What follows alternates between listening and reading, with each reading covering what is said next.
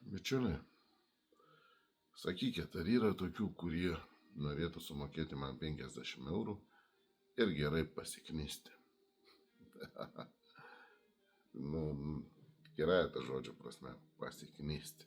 Tiesioginė tą žodžio prasme, už 50 eurų. Aš turiu tokį projektėlį. Projektėlis va toksai. Čia, nežiūrėkit, to žemės netraukimas, ne kažkas. Tai čia yra, nežinau, nuo kalimų likusis būdavo ne pas vieną peilį. Ir jį nusišlifuoja, nusipoliruoja, jeigu nori poliruoti, šlifuoti. Bet čia yra kalimas, čia jaučiasi kažkas su kalimu, nes greveliai viskas jaučiasi va paėmus. Tai, bet peilis jis tvarkingas. Tvarkingas geležtė, labai tvarkinga. Plienas greičiausiai pirmosios kartos Aogami plienas, kiek įsiaiškinau.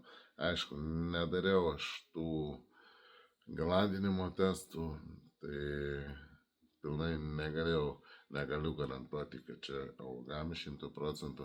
Buvo minčių apie tą Magaganę, bet vis dėlto per gražus karbidai, per daug legiruotas, nors ten grožis belekoks per mikroskopą žiūrint, bet visų, kaip sakant, reikalingų tyrimų netlikęs, rūgštinių, mikroskopinių, galandinimo ir meistrų įvertinimo negaliu teigti, kad tai bus kažkas iš Magaganės.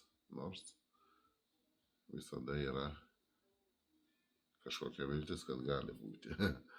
Tai va, senovinis, su kalimai, kaip bolsteris užkaltas. Pažiūrėkit, va, kaip užkaltas bolsteris, viskas. Pažiūrėkit į rankeną. Čia yra baisu. Ja reikia lupti šalin, valyti rūdis ir dėti naują rankeną.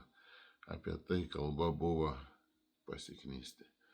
Ir formelę. Man tai labai patinka, kada nori žmogus labiau iš rankas išpjaustyti dirbti, bet aišku, geometrija gali ir išsitiesinti, kam reikia ant lentutės labiau dirbti. Peilis kosminis. Labai aštrus, nors negalastas jis. Vis tiek, šitie peiliai yra kosminiai. Jeigu aš jų padarau, tai jie išeina ir žmonės už juos dėkoja. Tiesiog, kodėl 50 eurų? Todėl, kad reikia prie jo daug darbo įdėti. Pas manęs toks restauravimas gana brangus yra. Tai vis dėlto padarysiu šitam peiliukui gerą kainą, 50 euriukų. Ir kuris žmogus nori pasiknisti, tai prašom drąsiai rašykite įmu. Tai yra vertas peilis, tikrai vertas. Na ir ką galiu sakyti, aš prie jo nenoriu knistis, nes darbų daug ir be to kainuotų greičiausiai 3 kartus daugiau darbas negu pats peilis.